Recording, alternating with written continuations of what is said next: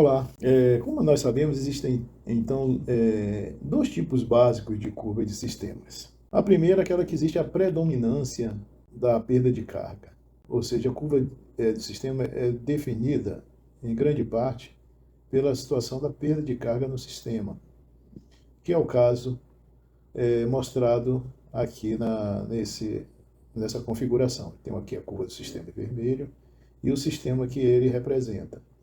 Então, a montante tem um reservatório e a jusante tem outro reservatório na descarga da bomba. Então, a questão da elevação, a diferença de nível é muito pequena, mas a predominância no sistema, do comportamento do sistema, é em função da perda de carga no caminho que o fluido faz do vaso a montante até o vaso a jusante, que é representado aqui na curva vermelha. Outra forma também de analisar a curva do sistema é quando a altura geométrica, a carga estática, tem um peso muito significativo na curva do sistema. Ok? Então a gente está falando da parcela da carga estática, que equivale ao valor da ordenada aqui, da curva do sistema. E as demais condições em função da condição dinâmica, que é a curva vermelha representada, onde a gente vê que existe uma inclinação muito pequena.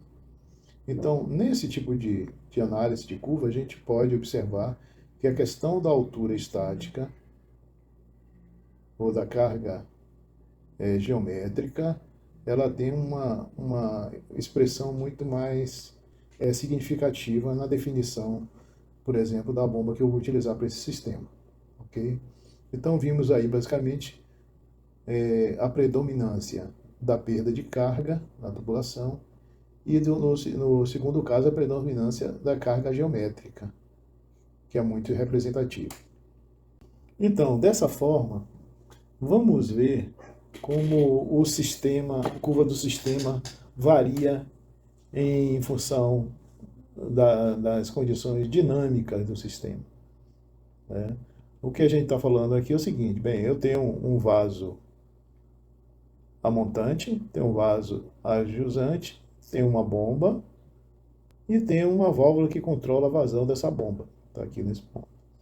Então, eu posso variar o nível do vaso a montante, posso variar o nível do vaso a jusante, posso também variar a pressão interna desse vaso, se eu considerar que esse vaso é um vaso fechado, né? Eu posso alterar a pressão interna desse vaso e posso também alterar a carga dinâmica em função da abertura ou fechamento dessa válvula, que vai estar representado aqui nessa faixa.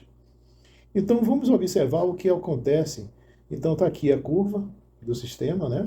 Então tem aqui a parcela geométrica ou estática e tem uma parcela dinâmica representada pela curva vermelha.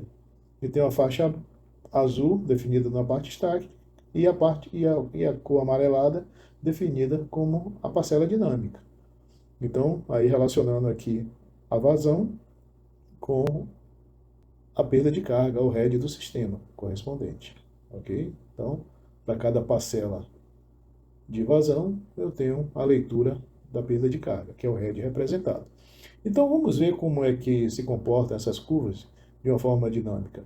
Bem, eu posso alterar o nível entre os vasos, por exemplo. Eu posso considerar que o vaso que eu vou succionar, eu posso reduzir o nível dele. Bem, o que foi que aconteceu aí?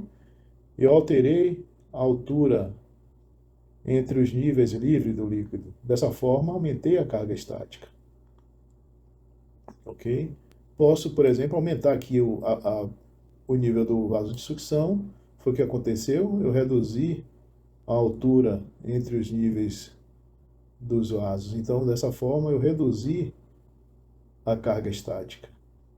Eu posso fazer da mesma forma com o vaso a jusante. Então, aumento a carga estática com o aumento do nível e reduzo a carga estática com a redução do nível do vaso.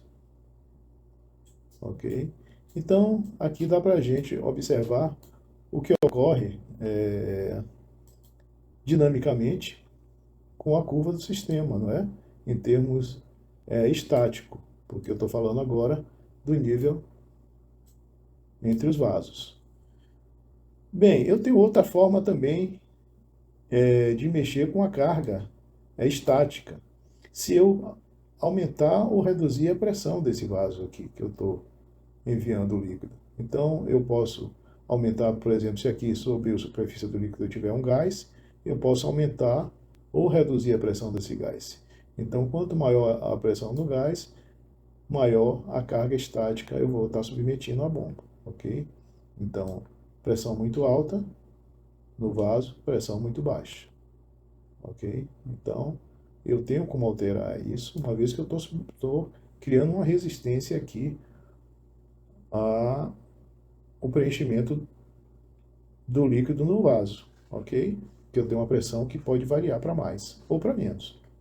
Então aqui reduzimos aqui a pressão no vaso e a curva tomou então essa configuração aqui. Então vimos três formas de mexer com a carga estática ou a carga geométrica do sistema. Bem, mas eu também posso variar a curva, a parte dinâmica, a curva vermelha, em função da abertura e fechamento de válvula, que eu posso manipular aqui, ok? Então essa perda de atrito aqui, ó, aumentou a perda de carga, inclinou mais a curva, reduziu a perda de carga, deixei a curva mais deitada, mais horizontal, ok? Então essa mensagem eu queria trazer para vocês aqui, mostrando que na realidade a curva do sistema raramente ela é estática. Existe sempre um vaso que está variando o nível para mais ou para menos, e a condição ela não permanece igual sempre, né? Então, mesmo variando só o nível do vaso, eu posso ter mudança no ponto que a bomba opera. Se eu tiver variando a abertura e fechamento da válvula também. Então, são tudo situações contribuintes para modificar a curva do sistema. E a gente tem que estar atento que todos esses aspectos são relevantes.